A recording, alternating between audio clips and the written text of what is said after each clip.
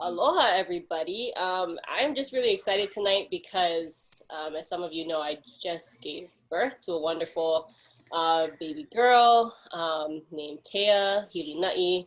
She has a lot longer Hawaiian name, but that's what we'll just use for now. I have my good friend Megan here tonight, and it's just nice. We've been wanting to catch up. We've been wanting to talk. There's a lot that has gone on since we last did her podcast and did that interview. And there's so much, right? I mean, we're at the beginning of COVID when I think a couple weeks into COVID when we first talked. And since then, as you know, there's so many things that have come up. So, and you must be, for people who don't know, Megan and I went to school together since seventh grade. We played sports together, soccer, track, and then we went off, and did our own thing in college and had a family. And it's funny because I followed her the whole time because especially when I started learning more about Reiki and energy work and things like that, because she was in this wellness journey and spiritual world as well. And so it was just a matter of time before our paths came back together again. And we've been like kind of working together ever since. And she took a Reiki class certification course, and when I visited Oahu, so that was really nice.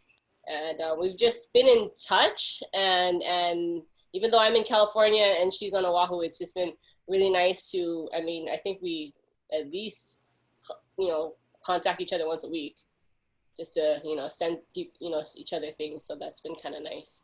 But yeah, just give everyone a little bit more background about yourself for people who have never seen you before. Yeah, sure. So it's mahalo nui for this chance to be together, and congrats. I'm so stoked. Hula to you and your family with your baby, and you guys look so beautiful and going with the flow like how it should be. And you're back to work, and I love and respect all the ways that you speak and move and support. So thank you for that, and Thank you. aloha to all of your mana mindset and your holomua healing arts community. Yes. So maybe I'll just pick up after. So when I came out of my undergrad, I Hmm. went into looking more into, not just, what does healing look like in this like smaller level, like on our cells, which is such a big part of it, but not just like biology of cells. It's also like the energy that affects the cells. So I came out of that with my bachelor's in science, and then I went into um, you know, energy medicine and massage therapy in San Francisco before moving home and then getting into Lomi Right. Lomi. That's Yeah, right. so that's where my work, my body work started, and the energy work started was in San Francisco. Maybe 2000. When did I graduate? 2005. So maybe 2005. And then I moved home and finished up massage school. And in 2007, started Lomi Lomi training with my kumu Enric Ortiz. In 2008, La'au Lafa'au with Hawaiian medicine. 2009, Ho'oponopono around that same time through Queen Liliuokalani Children's Center. Auntie Milia Craver was the kupuna who was Right. alive during that time. And then Levan Ohai is where my genealogy from La'au Lafa'au comes from. He's from Kauai. He's also no longer with us. But so just, kind of trying to see how to best serve, and all of that moves from self-healing, family healing, community healing, and then went on to do master's work, and then kind of blended the views of policy, politics, and how that affects our health, right? Yeah. So it kind of came full circle. My master's, 2015, looked at historical trauma on an act, a specific law that was passed here in Hawaii in 1865. That's super, you know, Wow. relative to right now, an act to prevent the spread of leprosy, where there was a law enforced that forcibly isolated people onto a very restricted island. So, it's like super interesting the way things are coming full circle, and just Yeah. being aware and appreciative, and trying to just move through the fear and into how we're supposed to support with the knowledge that we have and what our kupun are telling us to, like, Yeah. it's right now 2020, and so just looking forward to continuing to support our community, our families, our own healings, because there's so much in the last 4 months, like Yeah. personally alone, that it's just like, I'm not, no, we're never the same person from yesterday, 10 minutes ago, We're but already halfway through the year. yeah, Yeah, that's the amazing yeah, part. yeah, yeah. So, I mean, it was so nice to connect with you and in 2018, learn Reiki from you and with our daughter's healing journey, and Mhm. so I really value our connection and our relationship that we've had since we were No, like, what, technology, we 12, were like 12. Yeah. 12 and now we're If someone 36 told us and like back then, like, oh, you guys are gonna be doing this, in your mid 30s, I'd be like, what? yeah. Nah, what are you talking about? Yeah. So it's pretty cool Yeah. how it all worked out. And we had some people write in, right, to Yep. share some topics that they wanna hear us talk about. And I think we're just gonna flow tonight and just discuss some of the things that are coming up. Some things are not very fun to discuss. It's heavy. It's dark, but sometimes you got to go there and talk about the dark before the light comes. So I think we'll just kind of, I know you have some notes, so let's just, see where this conversation goes tonight and have fun with it as much as we can. And hopefully everyone takes away something from listening to us talk, just kind of openly about what's going on in the state of the world right now, energetically, physically, emotionally, all of that stuff. So yeah. Yeah. If you see us look down, people, we have some notes that some people wrote in. They had some topics they wanted us to discuss or questions and things like that. So yeah. Right, right. So, like what you just talked about, sis, was the physical side of the Yeah. things that we're seeing. And, when we're trying to map out what we wanted to talk about and include the comments and things that people in our community wanted to talk about, we're looking at the physical side and then the energetic side, right? And, you know, for me, I'm just like, let's just jump right into energy because then it'll help us be able to manage and understand what we're feeling. But really, I think we have to hit up the physical first, right? And that's the part that we are seeing, that we're being bombarded with, that we're just being informed constantly, whether or not really we want to or not, right? It's media, it's on the news, it's on the radio. So, some of the things we shot back and forth on the physical side was the idea of everything that exists now is crumbling, Yes. right? And it goes back to kind of what you talked about before about, envisioning what we're supposed to learn and what we want. You always talk about that manifesting. I think you talked about, I don't remember if it was war or policies or politics, but just stop focusing on the war and focus on what's falling away Right. from this idea, right? So I don't know if Yeah. you want to go more into that side of I it. feel like there's a lot of institutions and systems that's been in place for hundreds of years that are being questioned at the very least questioned. Let's just even take public school, for example, right? Like people haven't gone to school for how many months now?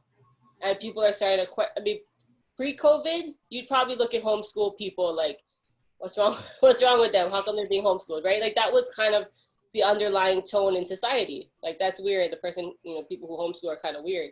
And it's funny because when when we found out he was autistic, we were like, maybe homeschool might be an option. That might be the best option for him.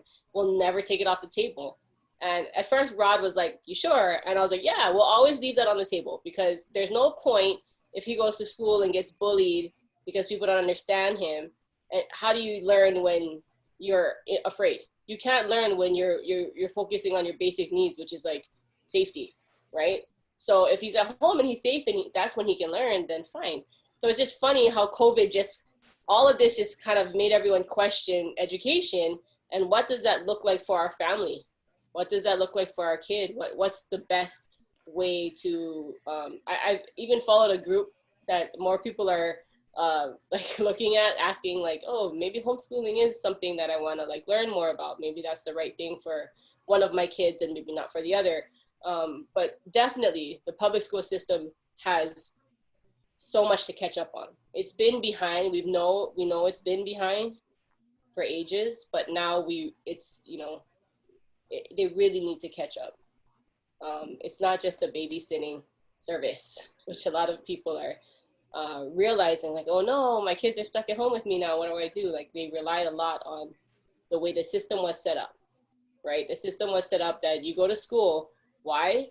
So mom and dad can go to work, not start a business, not or stay at home with you or whatever. We're gonna have public school, so you go to school, and then your parents need to go to work for the system, Right. and do this rat race thing. So it's just interesting how that's just being questioned, and more people are just reflecting on what that looks like for them, or even the way businesses are letting people work from home now. Like companies are letting their employees work from home because they've had to. So it just proves the point that this whole time, a lot of these jobs could have been done from home. And they could have had better work-life balance this whole time. So it's just kind of interesting how I'm just seeing, that's just a touch of like what I was thinking about when I thought about like institutions. Yeah. Yeah. Yeah. No, I agree. And I think for the education system in particular, like, when we look at it now and how it functions, right? Mm-hmm. On that basic level, it's to educate, it's to be a place to house the children in a learning facility while mom, dad, ohana, whoever has to work, right? And so if you look at that, that's a very specific function of society. And, Yeah. I love our teachers from wherever, right? We have so many people in our community who are teachers. And then at the same time, I think there's a lot of, not criticism, but we're being critical on what that function looks like and what kind of education it looks like. So, looking at it from like a socio-political standpoint, it's like, what kind of education were our kids receiving in the public school institutions, right? And I think before having kids, for me, it's personal too. Like before having kids, we look to charter schools to give not an alternative, but like a truthful history, like not just what the textbooks say, because that's a very The textbook one is written place. by a white person. Yeah, right. It's a very one lens informed Right. his story, right? So we looked at charter schools to give, and then we had our child, and then going through our own personal healing journeys, then it shifted, and it's like, well, exactly what you said. How do our children, if there's so many uniquenesses that they have, bodily, energetically, healing wise, different routines, different schedules, different needs, uniquenesses, right? So then we shifted into, nope, it's homeschooling. And after that, it was, nope, it's unschooling, because even to replicate that kind of institutionalization onto our kids in our own home, right? So it's that whole evolution of us, our revolution, our revolving from what we knew, what was done to us, right? And then through our own healing journeys, and then we're listening, we're paying attention, we're listening to our children's needs, what our community is creating, and now I think the mandates that are coming out from CDC for education, I think a lot of parents are very uncomfortable with the kind of culture and of society that's being mandated, that goes along with separations, no sharing, no sitting together, no lunch together, no. Now maybe I hear there's maybe recess, but you have to enforce the 6 feet of distance, so there's no interaction. Not possible. And I don't. The little kid Yeah. falls, the teacher has to go and pick the kid. There's gotta Yeah. be there's gonna be some Yeah. type of interaction. There's no way that kids can remember not to go near each other. I forget. I hopped out of the car today to go, get something from a food truck in Oakland by Lake Merritt, and I forgot my mask. I was like, oh crap, and I ran back to the car to get my, if I can forget what's in place, these kids are not every day gonna remember, like, oh, okay, 6 feet, and no. Right. Yeah. Right. Yeah. And I don't want to, and I'm not taking anything away from the teachers, because my parents are public school educators their whole life, and these people have the right, most of them have the right reasons why they're doing what they're doing. Right. It's the system that I'm grumbling about that needs to be, and the teachers will be the first to tell you, the system doesn't work for them. I mean, I've been watching my parents pay out of pocket for classroom things since I was little, so I know they didn't make a ton of money. I know that wasn't they would tell me, like, don't be a teacher. There's no money in teaching, but it's the system that I'm grumbling about, not the teachers, because I think they're doing an amazing job trying to be flexible And then right now, I'm really worried for my mom's health because she might have to go back to work. And I'm telling her, just retire already. Geez, just retire. But the teachers are amazing and they mean well. But to your point, and I think more people, if this is the first time you hear the word unschooling, you're going to hear it more and more and more. And trust me, if this is the first time you hear it, from this point forward, I'm telling you, you're going to just hear this word more and more. Because like Megan was saying, like, you just have to be able to tailor what what that kid wants to learn and what interests them. I do it with my husband now. If I tell him to clean the house or do something and he's not motivated, he ain't gonna do it, But let's say, for example, let's say I want us to go to Napa and I want to drink some wine and I want us to have like a nice weekend out there. He's gonna be like, oh, that's not my thing, because it's not his thing. But if I say, hey, there's this good like restaurant, seafood restaurant up there, and da da da da, and I'm speaking his language, then he's more interested. He's just more interested, right? So just like with a kid, you have to be able to speak their language and find what's interesting to them and what they're passionate about, and then teach from that place, right? And that's what autistic children, I feel, are really teaching us, because they're telling you right off the bat, like they're showing you what they're passionate about, or what they're hyper interested in, and you just have to go. Like for a while, Reef was just obsessed with hangers. So why couldn't we just use that to show him how to count, right? Like counting with hangers, right? And it wouldn't work for him to just sit, on a chair at a desk all day, because he needs to stim. And the way he stims and the way he interacts with his environment is flapping his hands. It's running around when he's excited, because he has so much energy that just wants to come out of him, But they would have classified him as ADHD probably 10 years ago, right? But that's just the energy coming out of his body when he's excited, and he needs it to go somewhere. So he can't sit. He needs to flap it out. He needs to clap it out. He needs to run it out. And it's just for the moment, So it's just interesting that I think that could be a whole nother topic of just talking about unschooling. Really. Let's write that down for next time. Yep. No, I believe that. And I think the closer we get to August, I think we have some even local families who make curriculum, and even Makalala Hawaii, like in Hawaiian language, right? So, we want to touch base with them and, connect people with the kind of networks that we've, as a family, have found useful to unstructure and then provides a little bit of structure, So there's definitely, there's going to be definitely more conversation, because you go on social media and you see more and more families, being inquisitive, like, who else is doing this? This is what our family has made the decision about. And it's like, okay, that's the shift. Then how do we support, right? And so, I want to go into your point and kind of lead into economy and healthcare about, as we're going into this thing about the physical side of the crumbling systems, like you talked about what, if we insert ourselves or our children into these systems, and the people in our communities, in our families, who have inserted themselves into these systems to be caregivers, care providers of our children coming in, right?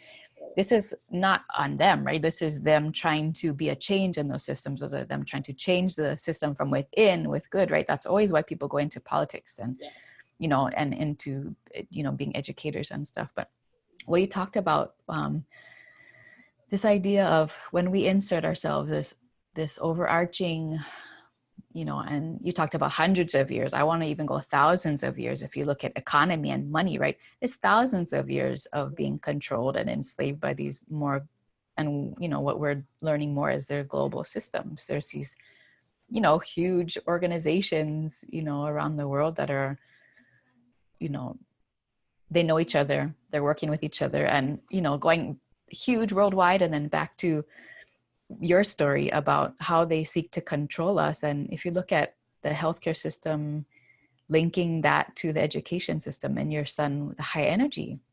I mean, my husband, the same thing. So high energy doesn't, so many of our people in our generation are people 30s, 40s, whatever, were labeled by the education system as ADHD, you're this kind of smart or that kind of smart or not this kind of smart. And then what is the remedy for having energetic kids be able to sit down and count how they're supposed to is medicine.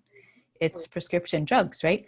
So it's not just like learn this and do it like this. When we say no matter what age, no matter what your spirit, your soul wants to learn at that time, but it's also that layer of masking that expression of our children by giving them medications to do and function in the way that the system wants them to, right? So it's like that level of control. And I just connect it right away, right? What's the remedy to ADHD kids? Ritalin, right? And isn't that like speed, like some sort of like, you know, and it's like, these are really harmful drugs and we're giving it to kids at such a young age, right? First of all, why are we giving drugs to kids?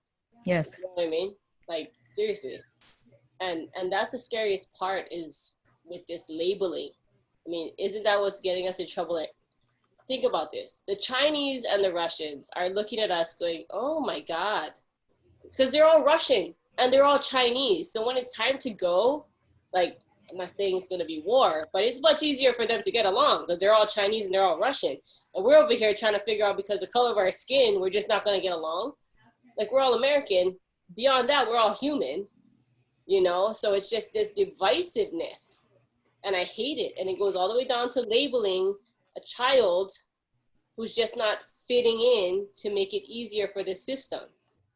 It's a cattle call. They just want it to, it's a cattle call. And it's like when that cow just doesn't pay attention and wants to wander off. And it's like, oh no, we got to make it easier to just get everyone to do what they need to do.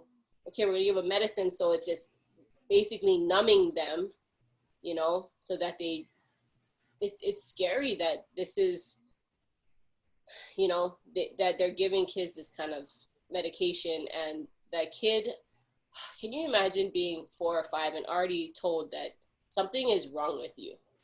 Your natural way of expression is wrong. Not only is it wrong, we have to correct you by giving you medication. Then you're going to be labeled and made fun of at school, because that's what happens at school. You be labeled and you're going to be made fun of. Not only by your counterparts, by the other students, by the teachers. They're going to talk about you in a way that you're a problem child. And you're only like 5, 6, 7. How do you think the rest of the, you know, couple years are going to go? And it's like, what's their experience going to be in school? It's just not going to be a good one, you know? So it's just, and then it's frustrating because even to talk about healthcare in that sense with my grandma, like when she went into the nursing home, she never took medication. Before her aneurysm and her stroke, she was perfectly healthy.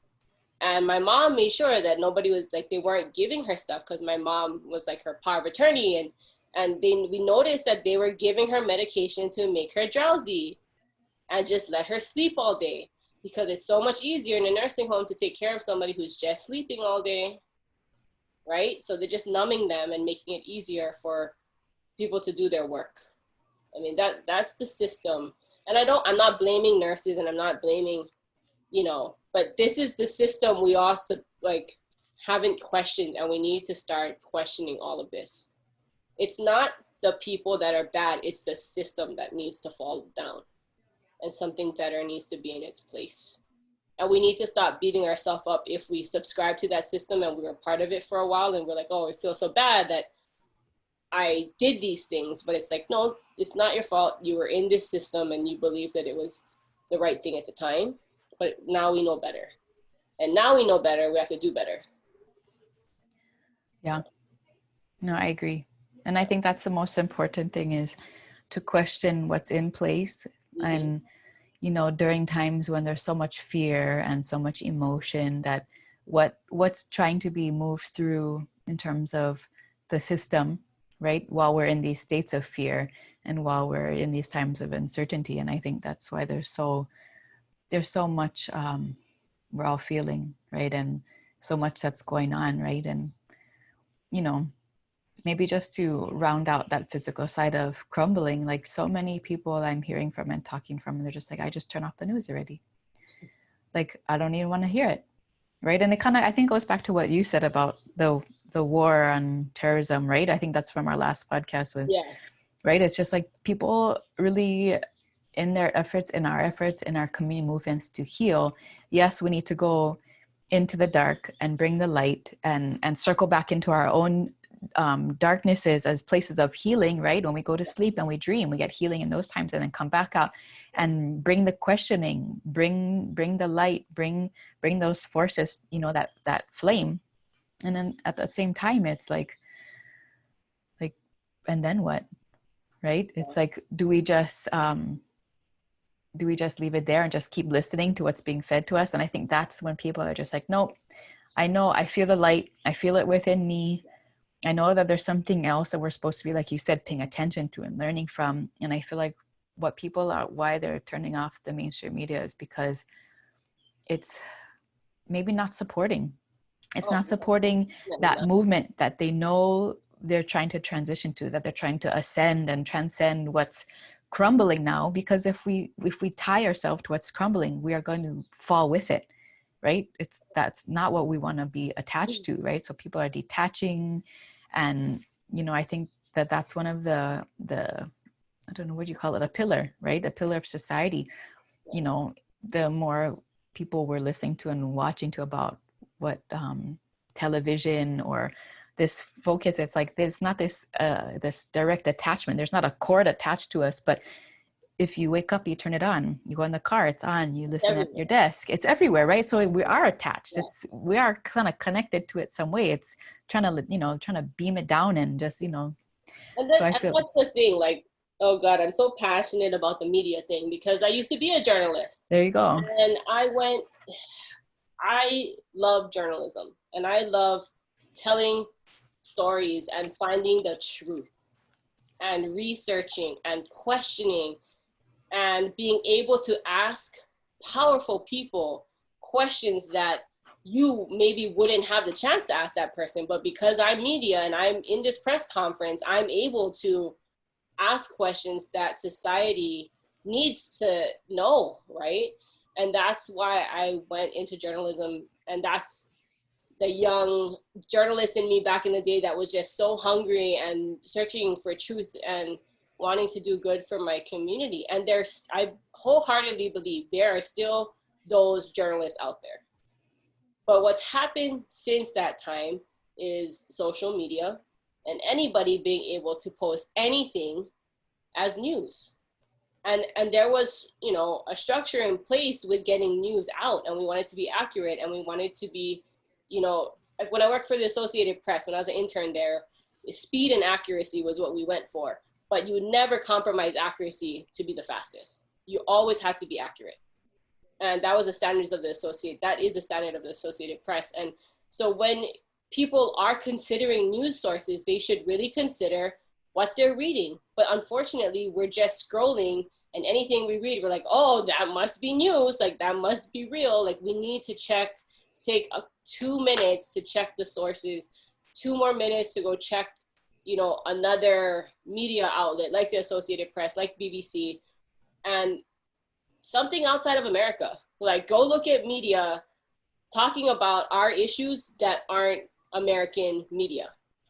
I think that's important. It's like if somebody was in a bad relationship and then they were fighting and they asked a third party, what do you think about this, right? So it's like, go read news not from America, and then compare like what you're hearing, because that's if you want to take in news. If you don't, just shut it all out.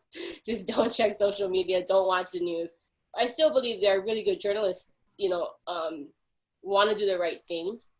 But there are also people that are just jumping on the bandwagon. And I mean, it's like I told you, when it was war on terrorism, now all we're hearing is COVID, COVID, COVID, COVID, COVID, COVID, right? So how do we heal from COVID if we're not talking about the healing part? How do we talk about what's next? Where do we move to if we're just talking about right now? It's like, how do you get out of debt if you keep talking about your debt?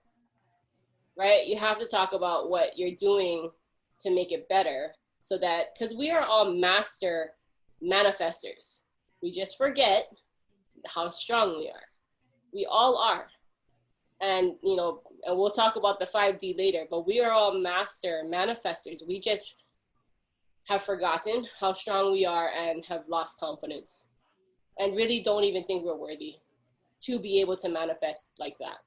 And if we all got on the same page and started to manifest what a better world for everyone would look like, what, you know, what healthy looks like, and things like that. You know, someone told me a long time ago when in journalism class, but I almost beg to differ now. The media, this is a famous quote, I forget who said this, the media doesn't tell you what to think, but they tell you what to think about. I would beg to differ that nowadays they tell you what to think too, but the quote is, they don't tell you what to think, they tell you what to think about, because they just bombard you with the same stuff. And like you said, they leave out a lot of other important news going on all over the world. So they really tell society what to focus on. What's the agenda of the day? There are literally editors sitting around a table, people, deciding what the focus is going to be for the day, which decides what everyone in society will be thinking about that day. That's the power of the media. Okay? Like that, they decide what is being thought about that day, what is going to bombard you on the news sources that day. The beauty of the media and why we still need the media is First Amendment rights. That's to protect First Amendment rights. We have the freedoms in America to say, fuck Donald Trump. Like, that's a freedom.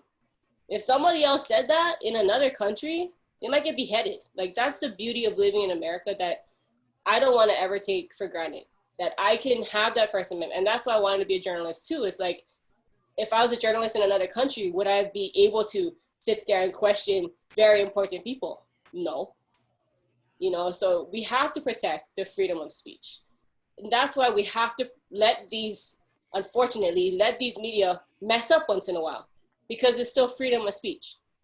But as a consumer of the media, we need to do better at reading different news sources, checking the facts, and then turning off the noise when we need to turn off the noise. You know? Yeah. Yeah. Yeah, I agree with you. And I want to go over the kind of points you said with some of the stuff that I've been feeling too, right? So Yeah. you talked about, and you touched on, because I so respect that you've been in journalism, you understand that there's these, people at a table determining the agenda that everyone's going to be thinking about, right? And then at the same time, it's like they also choose who gets to be those sources of news and who's speaking, right? So I have actually been going and looking on YouTube, right? Because there's a woman who's from Africa. She might be in Africa. I'm not sure where she's sitting, but these are the kind of voices that a African woman is talking about what's happening regarding the COVID-19 testing vaccines that are happening on people in South Africa, right? And it's like, well, who's talking about that? Her. And then she shows a clip of the African news media there. So they're talking about it. Yeah. But it's like, that's not something that the agenda maybe in America or whatever countries that are pushing this want other people to know, right? So there's parts of me that are searching, like you're saying, we're seeking truth and we're researching and we want to know and seek out these other people who are sharing knowledge. They're sharing news from their countries that isn't making mainstream media. But this is the kind of places that we're turning to find out what else is going on, right? And so, just to be in perfect honesty, like I am looking for other places on YouTube, and, people joke about that, like, oh, YouTube, what? And, anybody could make anything, like you're saying, but if it's like, I want to get a more global picture, and then she shows her sources, and then it's like, okay. And then it's the stuff that I want to share, because there's so much more than what we know as a one individual and what we know in our families, what our communities are, and then what we're being fed, right? And that's what I want to touch on too.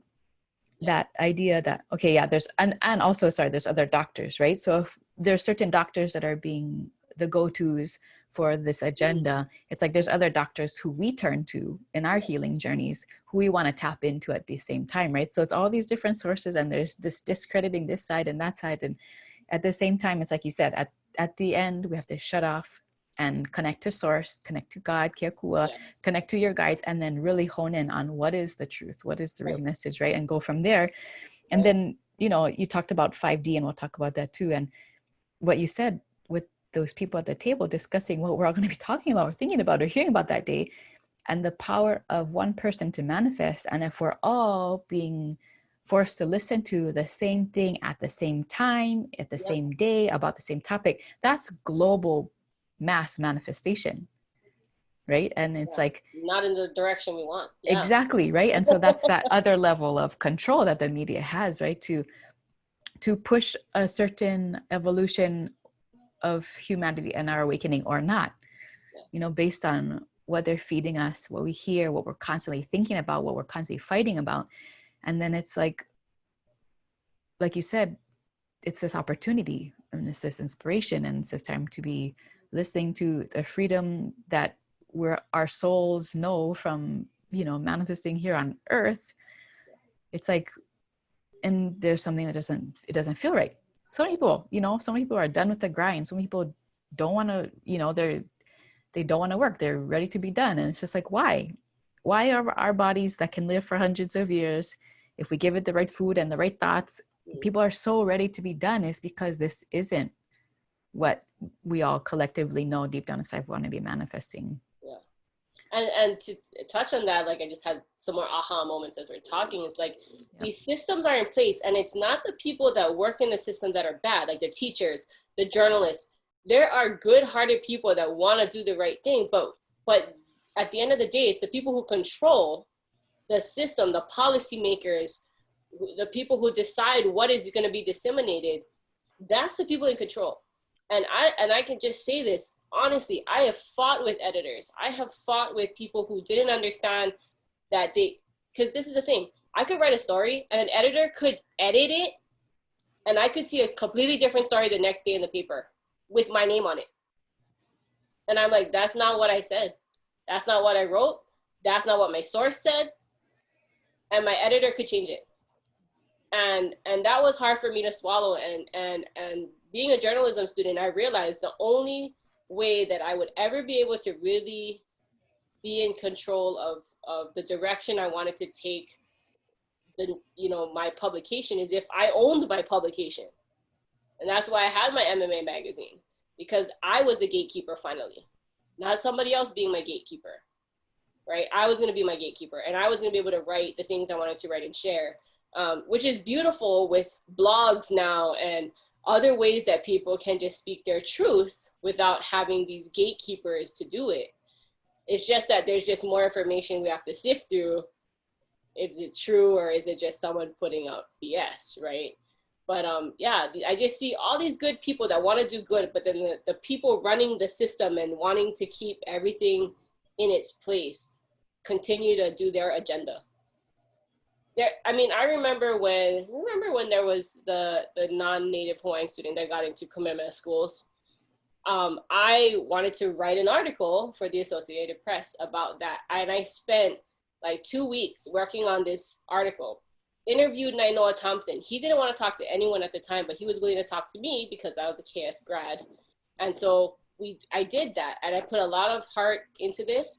But because my editor was an old white guy who didn't understand Hawaiian culture and didn't understand the importance of that story, he never ran that story.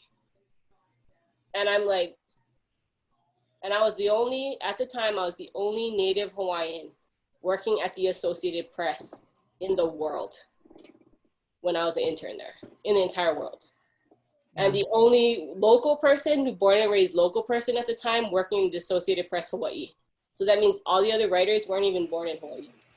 So I was a go-to person, and they would ask, like, oh, culturally, like, is this correct? Or is this how you spell this?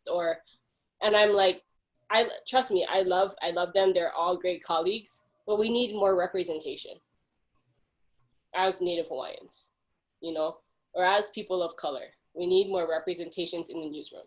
It's better now than it was 10, 15 years ago. But I remember just looking around, and politics, the same thing, even in Hawaii politics. We need more Native Hawaiians. It's not an accurate representation of who lives in Hawaii, who they're representing, So it's just such an interesting time. Yeah. And I feel like what you said about, I agree totally, that it's the people with the good hearts that are wanting to make the change. And then that's that level of you know, the tier system, the hierarchy, the people who are editing, the people who have the power to silence, right? Mm-hmm. That's part of the system. And then I go back to, okay, well, it looks like that because of their motivation, right? And we question why, right? Is it people? Are you for the people, or are you for power and profit? You know, I think that's the basic question that about what it comes down to, about why people do what they do.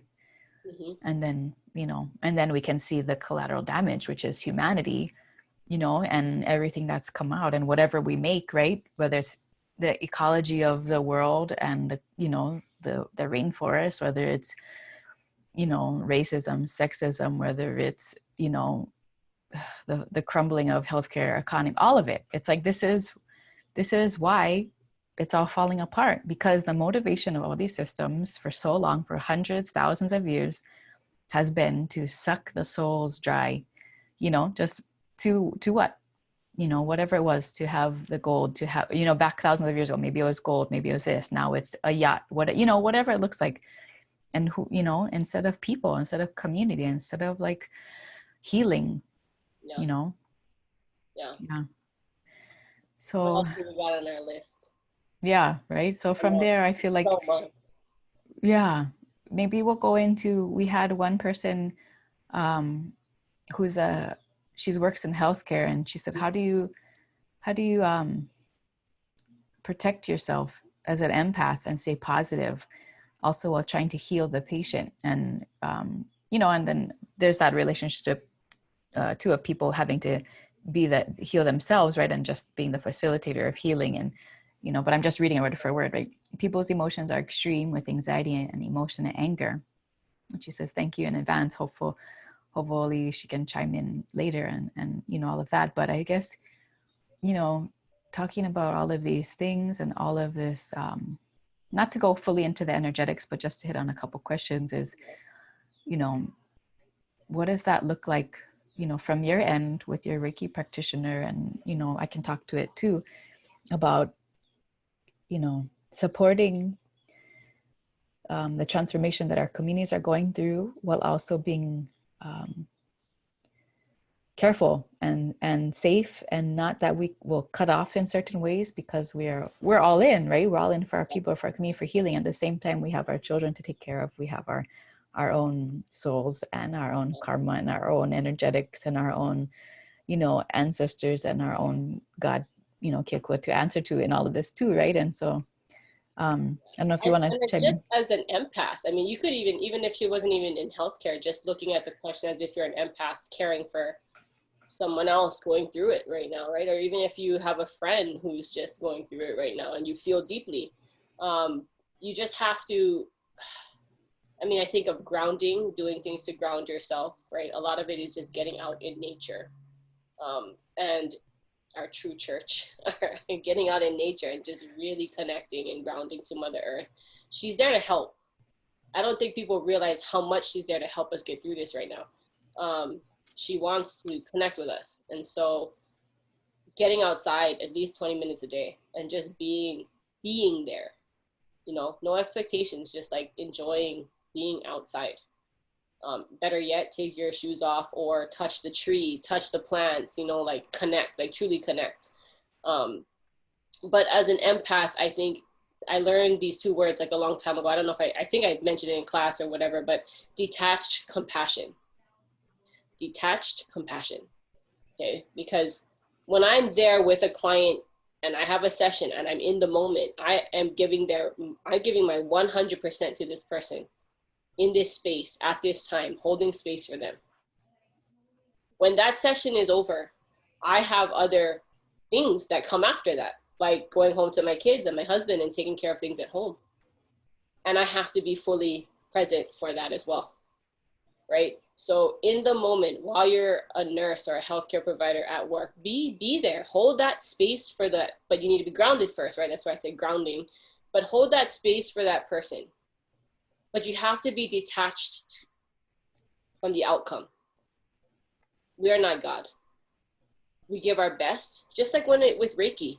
I take my ego out of it, give them my best in that moment, and whatever is the highest good for that person, that's what you wish for. And that's all you can do, right? And I've had to do Reiki on people who were dying, and I couldn't save them. That their next step was to transition, you know. But I got to take my ego out of it, and that's what is their destiny. Is what is the highest good for their soul, is to transition at that time. You got to let that go. So as a healthcare provider, you hold space, you give it your best, you do your best job.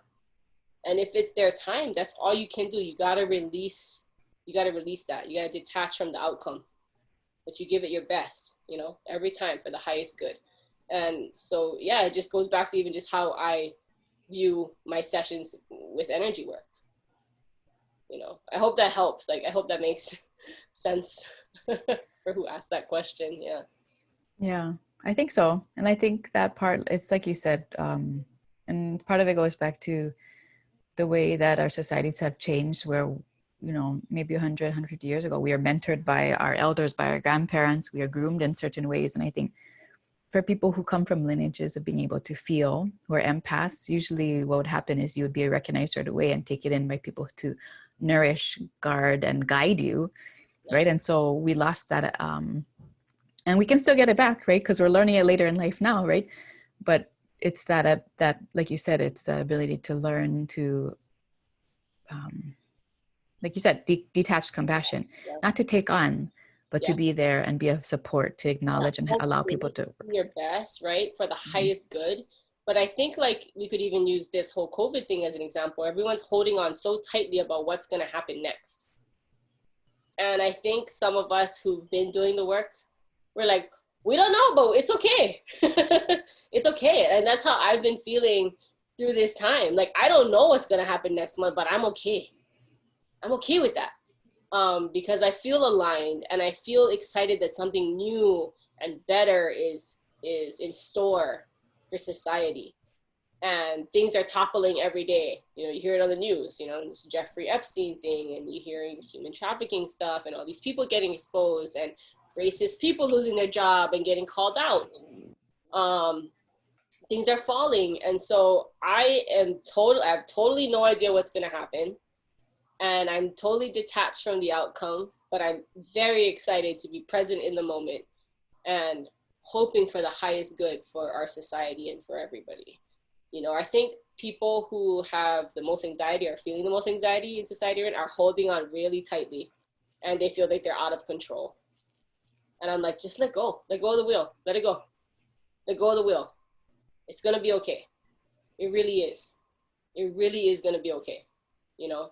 But they're holding on so tightly, they want to know what's going to happen next. And when I mean be okay with your own mortality. When you can look yourself in the mirror and go, I'm going to give it my best every day, and if this is my last day, then I'm okay with that. What else can, I mean, that is true power right there. When you can be okay with your own mortality and give it your best every day. And say, I love you to all the people that matter to you, to check in on your friends, to do the right thing, you know, be pono, do the right thing. And if it's your time, it's your time. And being okay with that, that's just a lot of power. And that's the place that me and my husband weren't in 10 years ago. And that's where we've been at that place for many years now. And it's very freeing. And I want to give each of my clients that feeling of freedom and like just releasing and trusting that it's all going to be okay, because it is, you know. So and okay means different things to different people. I'm not saying, oh, okay, we're going to live 200 years. I'm saying for the highest good for the soul, that it's going to be okay. Yeah. Right. And I think I agree with you too on all of the ideas of what that's going to look like. Whatever is falling away, whatever's crumbling with it, just evil that's been, you know, taking control, like let that go with it. And the more we let go, the more what's supposed to come and supposed to evolve is going to come. And one of the podcasts on the Kui Kiloha podcast before, I wanted to chime this in, is, you know, the clearing and the grounding and just letting go and letting Keakua guide. for Yeah. me too, same with Lomi, like some people channel through them energetically into person, but I just go straight down because I don't want anything I have to go into them. I don't, so I just always come straight down and ask, like you said, whatever is supposed to happen for that person in that moment to happen of, their highest healing, highest intentions, of goodness. And that's what my Kuma told me. And, and also I wanted to chime in too about the levels, this person's question, the levels of anxiety and emotions that we're all carrying right now. I touched on in a podcast previously that this is all things that our kupuna have passed down, that our souls have brought to this time to finally be free from. So I feel like that's what people have to realize too, is that we are carrying all this weight, all the heva from our ancestors, from whatever our souls have brought in to this moment to finally be cleared and cleansed. So there is that level of, we feel, and society's put such a bad word on this, we feel crazy. But that's what happens when you are being downloaded with so much kuleana, so much to do, so much work to do. It's heavy, and it weighs heavy, and the physical body, it cannot handle all of this, right? And so this is the precipice of just like, now is the time to jump. Now is the time to move on to what this next, and I keep calling it the healed honua, the new earth. People are, if you look that hashtag up, what this evolution is pushing us to is we have to free our kupuna. We have to free ourselves from this. And not that we're letting it go and we're free from it, but because they are also going to be healed from this too, because they've tasked us with fulfilling until the last aloha aina, right? Keep going, keep moving forward until all of the heva is gone, until the pono is reestablished. And I think that's why the extremes of the emotion is because everyone's waking up and everyone's feeling all of their kuleana, that maybe whatever forms of numbing, whether it was medications, whether it was media, whatever it was, consumption of the whatever foods or just consuming material things, whatever that was, all the distractions that the systems in place are putting on us, they don't matter anymore. People are awake, and that's why it's so heavy. And as the empaths now, we have to be super aware of all those energetic boundaries and how you cleanse and protect yourself so that you stay clean and clear with what you are supposed to be doing for your own ancestors to be healed, right? And your body. And that's the best way to support other people, is to allow them and voice to them, this is the kind of thing that we're going through. You're not crazy. This is normal. This is what normal feels like. We've been living in different forms of being enslaved for so long, is because this is all coming to light and people are seeing it, and now it's being shed, and we have to let it go, let it fall to ash, and reinvest in the soil. Yeah. Oh, that was beautiful. That's beautifully said. Yeah. And I was texting you yesterday. I was like, oh man, my head's been buzzing this last week because they're downloading me with so many things, and it's exciting. I wish everyone could feel this way.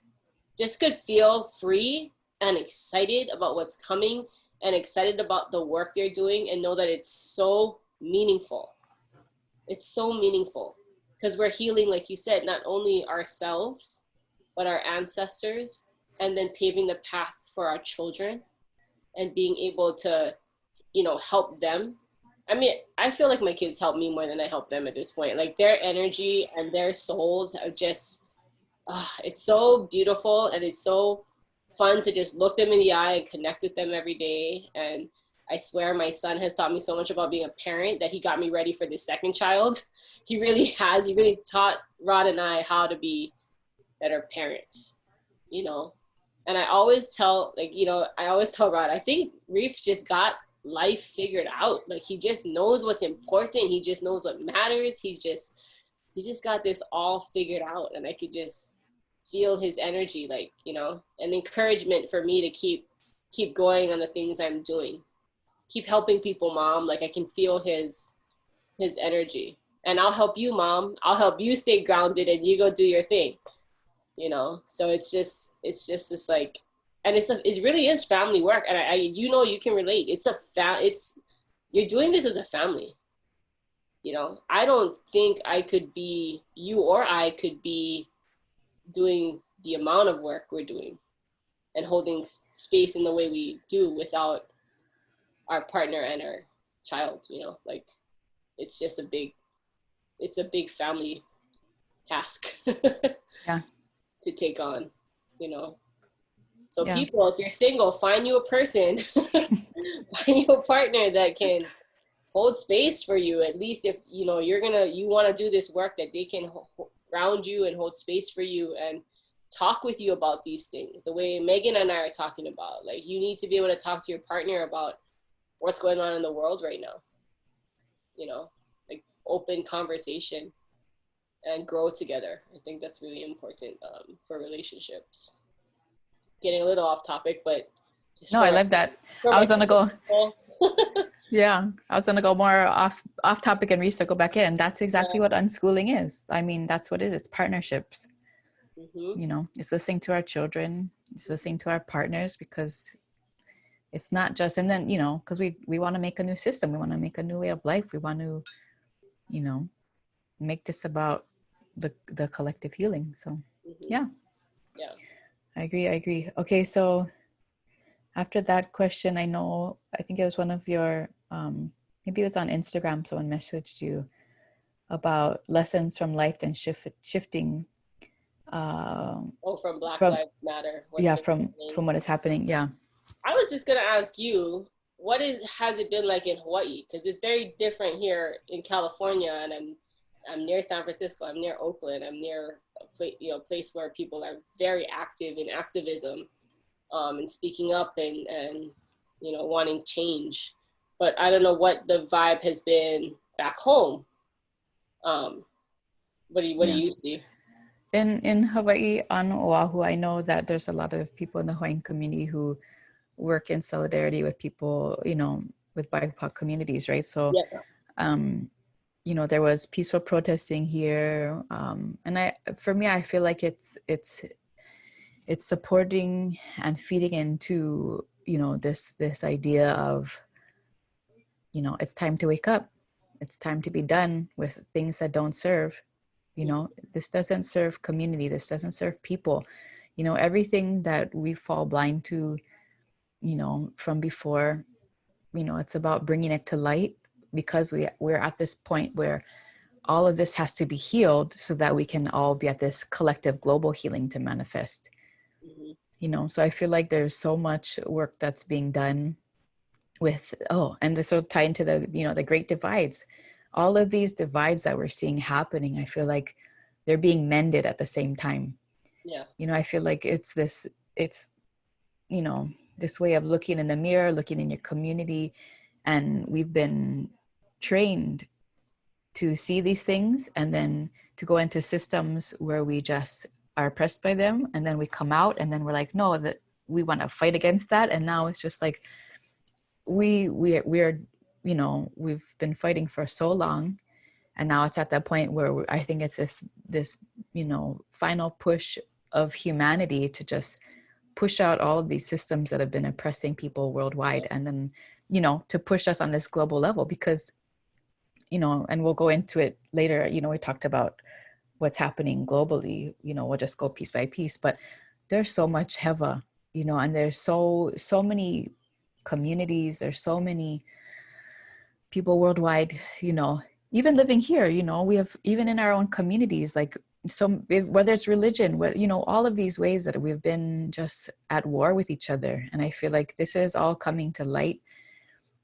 to finally, be healed in this movement to push. And and I feel like that's where so much anger is coming from, because this has been going on for so long, the enslavement and the ways that we've been manipulated, and we've been, trafficked, and, like you talked about the child trafficking, like it's the horror Oh, of, the people in power, and the ways that they're literally draining the life out of the most precious parts of it. And you talked about nursing homes too, and yeah. there's that side of it, Yeah, just, taking advantage of the most vulnerable in society. yeah. Oh, Yeah. So, I mean, from my perspective, I always, because of my health, I always go back to health, and I always go back to the global shifts, and I always go back to community. We have to be able to really face, the histories, our stories Yeah, of what has happened, to really yeah, know the depth of what needs to be healed. And then finally to have this global commitment, no matter what you look like, no matter what you subscribe to religiously, no matter, you know, all of this in the end, we have to at the after all of, and who knows how many generations this is going to be of all this unfolding and all of this, you know, the reparations and whatever yeah, restitute, all of these things that have to be returned back to the people, give the people yeah. back their power, give people back their land. It's like, it's going to take, and who knows, right? If we manifest it strong enough and hard enough Right. and fight far enough, we could see it within our Yeah, look lifetimes. what But, COVID did. It did a lot of it in such right, a you short know, amount of time. yeah. And so if we go down the list and wherever we're starting from, whatever country we're going to be basing from, if we just start unpacking it and, you know, the Dakota pipeline, Oh it's yeah, done, right? It's done, right? And so if we just start checking off all of these things and addressing every atrocity, every tribe, every, you know, background, it's going to take, the list is long yeah, because there's so much harm and so much genocide that has been, you know, committed on people. yeah. It's a long list, and I don't want to say it's going to take forever, because then we're just recommitting to this enslavement, right? And I'm saying, no, it's happening now. It is. Yeah. We're done with it, right? And so, I mean, that's just, I brought in my own personal I mean, you said you know, history, take on and that. that's where I feel like there's a lot of lacking, is that people are not taking the time to understand the history of Black people, the history of Hawaiian people, the history. They're just talking from this place right now. And I'm like, you can't just talk from this place right now, because we're here because of history. And to ignore history is like ignoring the root of the problem. It's like just masking and giving someone medication because you're not going to the root. You have to understand somebody's history, a culture, a people's history, to understand why they are the way they are now, why Black people are where they are right now. You can't ignore their history and just talk, oh, they need to get over it. Are you kidding me? Hawaiians, they need to get over it. Are you kidding me? Like, no. You know, you have to do the work to understand people's history, especially if you live in that space, especially if you live in Hawaii and you're not Hawaiian. Even if you're Hawaiian, you should know the history, but you know, you need to learn the history of the places you're in and the cultures that you're around. And when you do that, I guarantee you will have more empathy. And that's what we need more in this world. More empathy, right? Treat your neighbor as you would want to be treated. If we just went back to that, you know, just empathy, just have more empathy for what people are going through. And it's not just, you know, people, I hear people telling, you know, Black people to just get over it. Slavery was a long time ago. I'm like, there's ancestral wounds, like trauma carried from that time, still playing out till today. P.S. You've created a system where the white man wins every time. If I created a game and I knew all the rules and you played the game with me and you only knew a few of the rules, who's going to win every time? And I got like a head start. You know what I mean? Like, we have to remember the systems that we are in. Hawaiians didn't make this system, not the one I'm living in the, you know, on the continent right now. You know, so when you set up, even in Hawaii, who set up the system? You know, land ownership, voting, all this stuff. Like, um, they they changed our way of life, created a system that worked for them, and then they're like, oh, how come you're not thriving? Like, you should. Why are you complaining? Like, no, you know. So I'm like you said, being here, I've been getting involved with a lot of activism work and supporting, you know, BIPOC, you know, Black, Indigenous, people of color, like just getting to know what land I'm on, what territory I'm on, and respecting that and helping those natives in the way that I can, when I can, and just being respectful. But the main, you know, for Hawaiians who are, it frustrates me because I've been hearing some of this back home, like Hawaiians saying, oh, what we went through is the same as what Black people went through. And it's really not the same, not at all. It's different. as a native Hawaiian, I always felt that if I ever needed to go home to the motherland and get rooted and grounded again, I can go back to Hawaii and do that. My Black friends here in America cannot do that. They do not know where home is. And don't say Africa, that's a continent. That's not their motherland. They don't know where they came from. They don't know the stories. They don't know the history. They don't know where.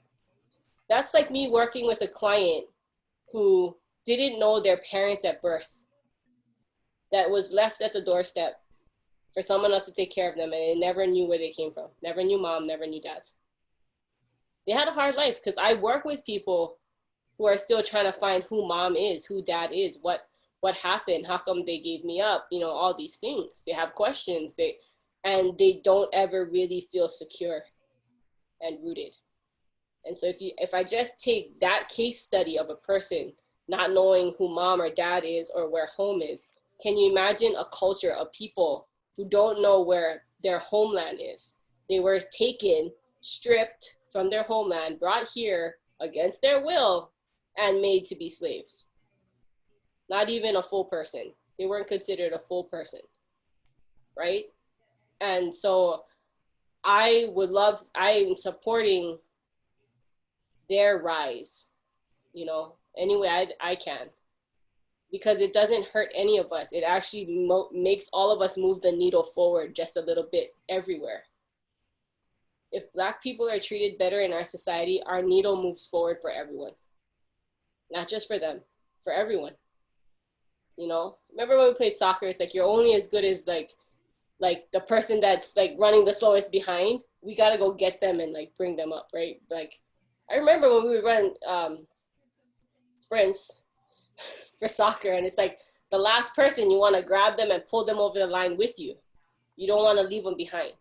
And I feel like that's what we need to help raise the floor and help Black people, really, they just want to be treated like everyone else here.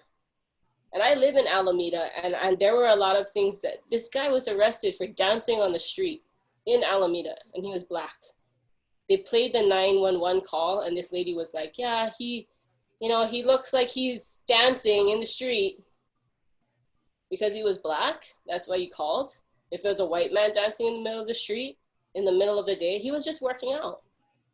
And because of COVID, you don't want to walk on the sidewalk if someone's walking that way, right? So you can walk on the street just to keep your distance. Yeah, she called the cops, and he got taken down pretty harsh. And the neighbors were all like, oh my God, this guy does this every day. Like he's fine. Don't arrest him. They're like, don't, he's just working out. So this kind of stuff is just happening in my backyard here, which makes me nervous. It makes me nervous because Rod is not light skinned. He looks Polynesian, he's a dark guy, and he gets looks here. We live in a pretty wealthy area. Alameda, there's a lot of Caucasian and Chinese people here, and for the most part, everyone's nice to us, but he does get looks. Like, what are you doing here? And then I get worried about Reef. He's autistic. He can't talk. If a cop rolls up on him and he's 15 years old, he's gonna be a big boy. And if he's flapping because that's his stimming, that's what he does to stim and release energy, and they're gonna think he's on meth or drugs or something, and then tackle him? So these are the things that being here on the continent, I have to think about now. Which I think it'll be a little different if I was back home. Probably wouldn't be thinking about this that much. But these are the things, just as brown people living here right now is things that we've been discussing as a family at least once a week. Yeah. Yeah. I mean, a few things, right? So just to go off directly, just what you said, I mean, a personal note, like 1963, my father was born on the East Coast. His family was, his father was military traveling. My father, Hawaiian, Chinese, various Asians, Tahitian. His birth certificate says white. Oh, wow. Because you only had two choices. Oh, wow. White or Black, right? So, I mean, there's so much that I feel like as we move towards this like global feeling of healing and we're all one, we also, like you said, it's the intergenerational trauma that we really have to acknowledge, Hmm. because it's so easy just to say there's no skin color, there's no this, and Yeah, get let's over just it. all be free, Yeah. and I think that all of us want to be at that point where all we see is goodness and souls and healing, and it's like, what's the unpacking of the healing that has to happen to Yes. get there, you know?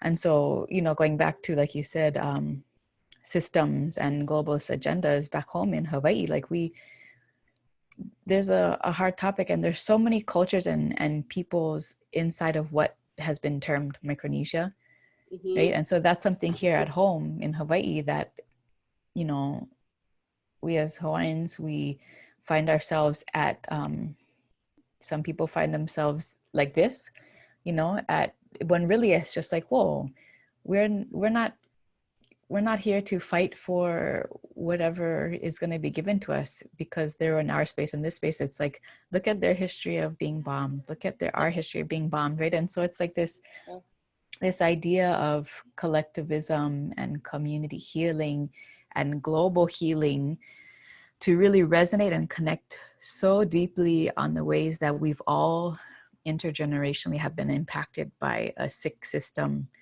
Yeah. and that's what it's going to take to bring all of these things to light, to heal them, to finally get to that point where all the things that are, we see the rage and the raise happening, we're going to get to that point where all of those things, you know we don't have to fight for anymore, because we did it, we pushed through, we puka through, and all of those systems that were made to divide us in so many ways. Like, you have to choose a political party, you have to choose a religion, you have to choose, Yeah. this, you have to choose that, you have to choose even how we eat based on our healing journeys. Are you vegan, are you this, are you, Yeah. there's so many like you said, labels, and it's like, Yeah. why? Because then we see ourselves as different from another person, and then we don't relate anymore, we don't know, and I understand that it's always about respect and people don't want to offer you things that you cannot eat, but at the same time, it's like, the more we label each other, the more we, instead of connecting, we see how we don't relate. And it's like, we all have to go through this healing together, and all of it's coming to light right now. Yeah. And what are we doing about it? And looking at the microcosm of our family's healing, our collective healing, what that looks like in our community, and then globally, how Yeah. we went back to, we talked about child trafficking, and I want to look through our notes real fast, that that's worldwide. We're seeing some crazy stuff on the internet today about, It's gonna get, this is the next thing that's gonna come to light. This human trafficking, pedophilia. yeah, People are gonna be very uncomfortable with what keeps coming out, and we're gonna be even more uncomfortable when people that we look up to or looked up to, as far as like in the movies, and people we adored, and actors or actresses, or celebrities, and we find out things that they have done. It's going to be very uncomfortable in the coming months. That's my prediction, that more of this is going to come to light. More of the people who were part of this, more people who had money and power, they are going to be called out. People are being called out right now, yeah, you know. And I mean, people are losing their jobs left and right. Like, I don't know if you heard of, like, the other day, this CEO of this tech company started yelling, racial things to this Asian family in Carmel here in California, and got it caught all on video. And the waitress stood up for them and told him to leave and yelled at him. And but everybody is calling him out on the internet after that. And I think they're trying to tell him to step down from his CEO position. But everyone's getting called out. And I think Will Smith had that quote where it's like, there's not more racist, they're just being filmed. Like, they're just footage of, like, there's just, recordings of it now. They were always there. It's just that people can take their phone out and, like, record it now. yeah.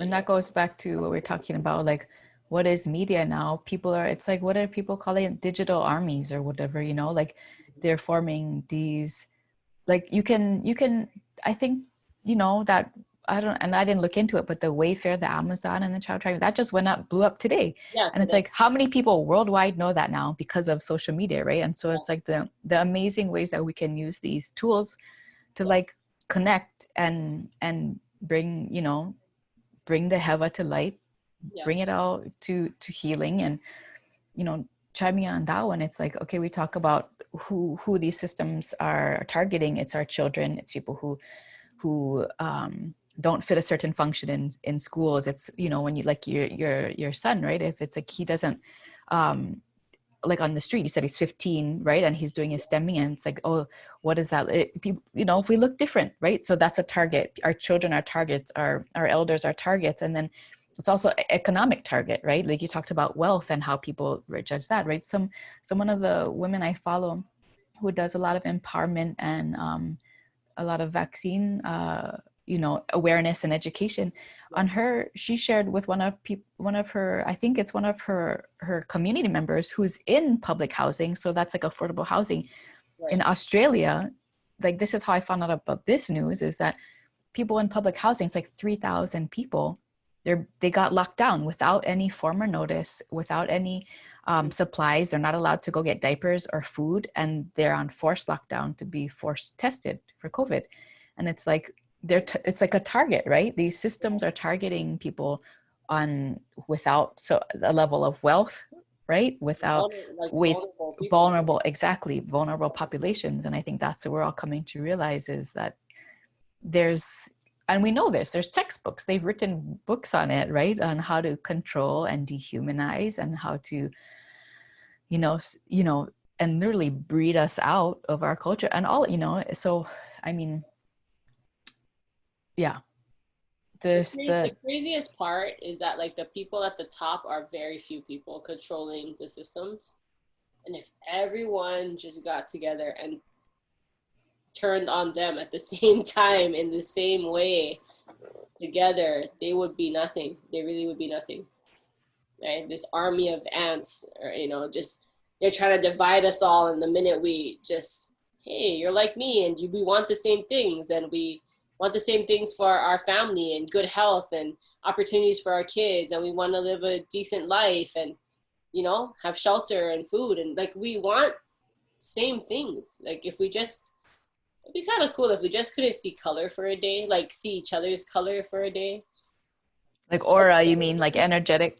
Yeah, like maybe, yeah, like if we just couldn't see each other's skin color and we only could, you know, like that Love is Blind show. I'm all into like reality TV love shows, but they couldn't see each other. They just, all they could do was talk and fall in love that way.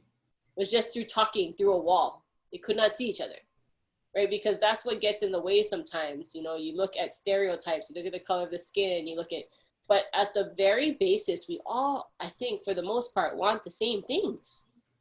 To be healthy, to live a good, happy life, to have shelter and food on the table, and enjoy our family, and enjoy our kids, and opportunities for our kids and ourselves, right? And it's all similar. And if we just all kind of banded around that and took systems down, this could be happening a lot faster. Yeah. No, I think that's the perfect segue that you just said about banding together to bring the system down. Yeah. Because I think that's what this Great Awakening is really about. I feel like that's what we're all learning right now. And like you said, connecting to Mother Earth to stay grounded. If we could just go over some energetic points Yeah. to help us to come back to, right? We've gone through all of these physical things. We've gone through all of the ways that we're seeing the systems target our defenseless and our vulnerable populations. We're seeing how systems have divided us, have indoctrinated us, controlled us, and now I think globally, everyone. And now, as people are homeschooling, unschooling, we're educating our children, right? So they don't have to go through it the same way we did, right? And so now Exactly. we're removing more and more people from the systems that they want to, and they're losing control fast, right? And so let's maybe, if you want to go back over some of the energetic things. I know, even as with personally, because you're 2.5 months out of postpartum, right? If you want to just give some of your own tips, mom, entrepreneur. I'm just excited. I don't even know how to explain. Like, I know people are feeling different emotions, and you could get caught up in the media and feel anxious. And I just feel excited because I know better is coming. And like you said, our kids get to start here. They don't have to do all the work that we already did. Like, we're doing the work so they don't have to do this work anymore. Right. And then we're teaching them from this point. You know, they don't have to be, 30, 40, 50 years old going, oh, what's my purpose? Like, no, our kids are coming out strong right now. Like, purpose, 5 years old, let's go. Like, like, I know what I need to do here. I know why I came to earth right now. I know why my soul's here right now. And so maybe I'm feeling that energy from my daughter and feeling that energy from my son. And I think the excitement is that we're the four of us are here to, well, I don't want to leave my tortoise out. So the five of us with our pet tortoise, he has strong energy too, by the way. The five of us are here together now in this physical plane to do really good things. And I feel like because we're all here now, it's like go time, and I'm just like really excited to see how our family is going to continue to spread goodness and joy and help people with their healing, and shifting perspective. Just really, sometimes it's just a shift in perspective, right? If you tell somebody, hey, how's your day going? And they're like, da da da da da, right? Or it could be like, hey, and it just shifting how we look at something is sometimes all the difference that person needs. Maybe they just haven't heard it that way, haven't heard it said that way, haven't thought about it that way. And if I can inject that energy and they can take that and run with that, it's exciting for me. It's kind of like dropping the pebble in the water and all the ripple effects. That's kind of what I want to do with my energy, to help people during this time. And of course, I'm gonna need a break now and again. I need to rest. This is me running on, you guys. This is me running on 2 hours of sleep here and there in the last several days, because she doesn't sleep more than about 2.5 hours at a time. And I got mommy duties on the weekdays because Rod goes to work, so I'm with her, all night. So if I could do this, you guys, on very little sleep, it's just an exciting time. But yeah, just reminding myself to have boundaries, take my breaks. If I can't, work on clients, or if I'm feeling tired, be honest with myself, reschedule. When I feel ready to talk to people, talk to them. If I want to go relax and not talk to anyone that day, then I have to honor that too. I'm looking forward to eating better, losing some of this baby weight and all of that stuff, and getting back to, just more clean eating. And that's exciting. But it's this time, I'm just really excited for people, and I hope they can start to shift their perspective that good things are coming, and to do the work, you guys. Like, just do the work. I mean, for yourself, for future generations, for your kids, for your ancestors. It's not wasted right now. The healing you are doing are healing forward and backwards right now. Not only yourself, you're healing forward and backwards in your lineage. How exciting, how powerful, right? And now more than ever, you can Google and look people up that you resonate with. It doesn't have to be me. It doesn't have to be Megan. Maybe there's another healer out there that you resonate with. And if it's us, it's us, but find someone to help you facilitate and help you with your healing if you need that, or to hold you accountable for some of your goals. I think that's important, whether it's, like I said, whether it's us or whether it's somebody else. But it's important that you connect with them and can be honest with them. Trust is important with healing. If you're not honest, you're not going to heal everything. So you have to put it all out there on what you need to work on, and you have to be truthful.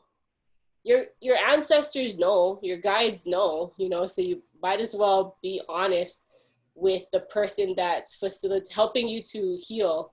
Be honest with them. Put everything on the table. Yeah. That would be my advice for sure. And just more empathy. We just need more, like, take the time to understand where that person's coming from. Even maybe they just had a rough day. Just kind of just dig a little deeper. Like, I wonder where that's coming from. Or try to see it from their side. Yeah.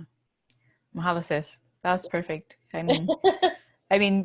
Besides all of that, you already touched on the grounding that I think is so necessary. You know, your post recently, and you even brought it up in this, this YouTube, that grounding and connecting to the real reality, I feel like it's super important right now too, because, as things are literally burning, literally falling away, being exposed, it's like, do we want to connect to that, or do we just want to acknowledge that as it falls away, as it erodes, as it crumbles? It's like, just acknowledge and discern, and that's when you detach, like you said. Yeah. Feel, but don't take on. Yeah.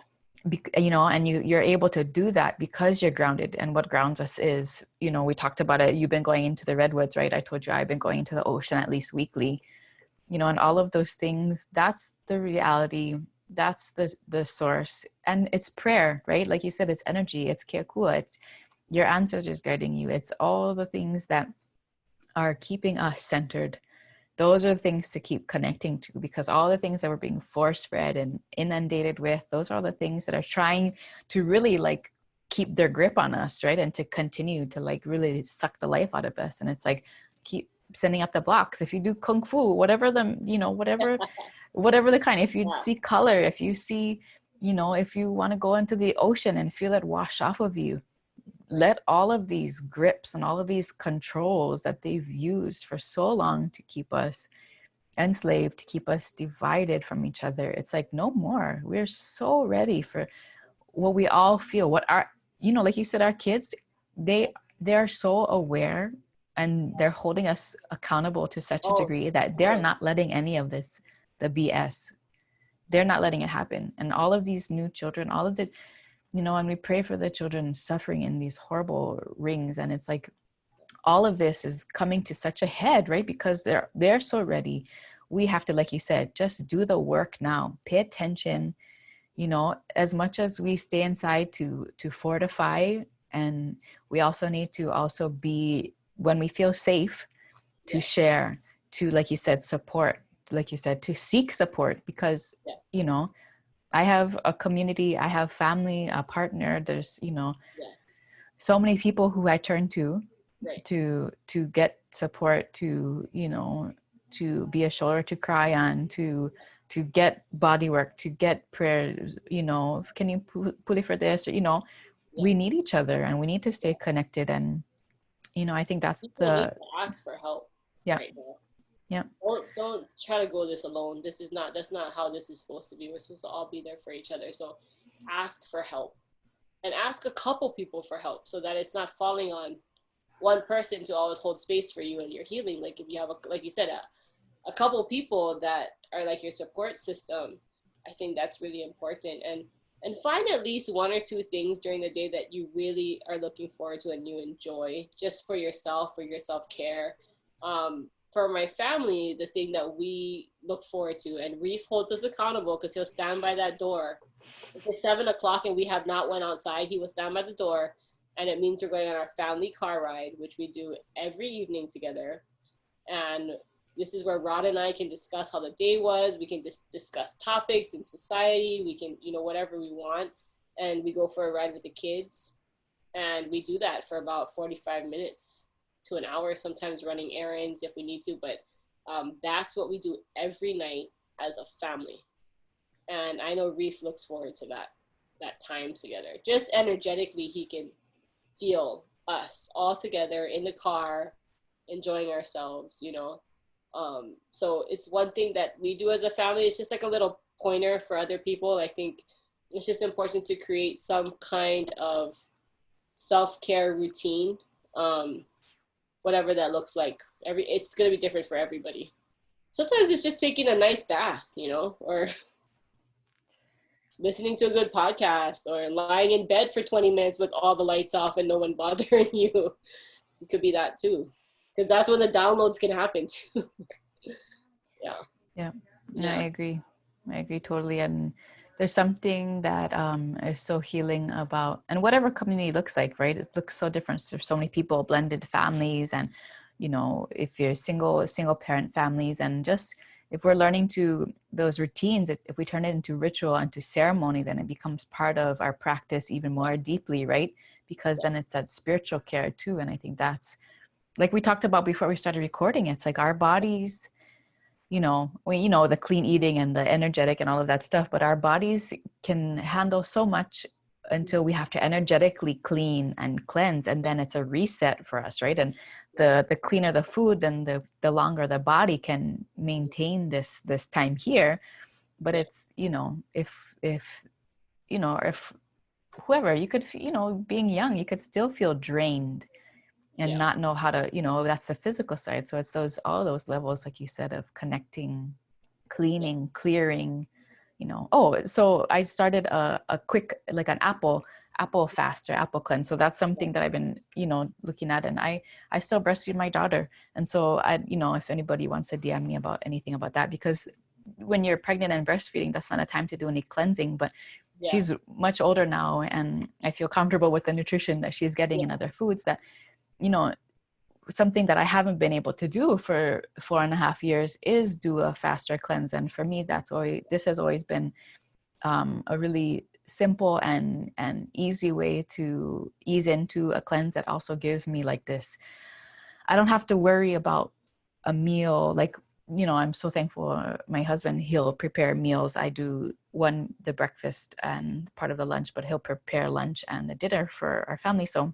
for me, I can just, like you said, focus on the download, stay clear, stay aware, especially when the energy that people are asking about us about is getting so heightened. I feel like doing this cleanse, it's an easy, simple way to just, you really only consume what is needed, so that the spiritual side can really just cleanse and clear and take care of whatever's changing and shifting. Because, like you said, the 3D to 5D, I don't know if you want to go into that, about this idea of that manifesting. We definitely can end on that. Yeah. I mean, I want you to, if you can explain a little bit for someone who has never heard. Yes.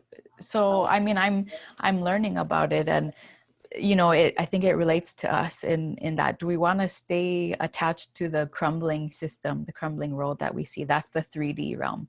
That's the pain and the suffering that's been caused. In just my own interpretation, it's like, is this the 3D world that we want to live in and be attached to?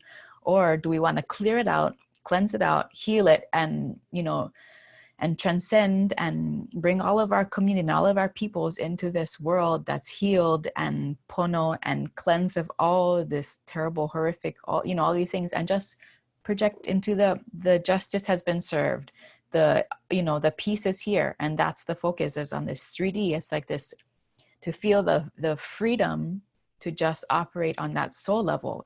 And I think that's a perfect way for us to close and to just, bring it all back together. It's like, what we have to address is the pain and the trauma, and move through it and heal it and love it and accept all the differences worldwide that have, that we're all feeling because of all the ancestral trauma, because of our own lived experience trauma, and heal it and let it go. And then we can just really be free into this 5D space of just like manifesting like that, moving things by thinking about it. The power of our minds, the scientists know. If you look at quantum physics, I mean, that's, if you want to say science, whatever, energy, no, that's what quantum physics is. Energy. Everything is frequency.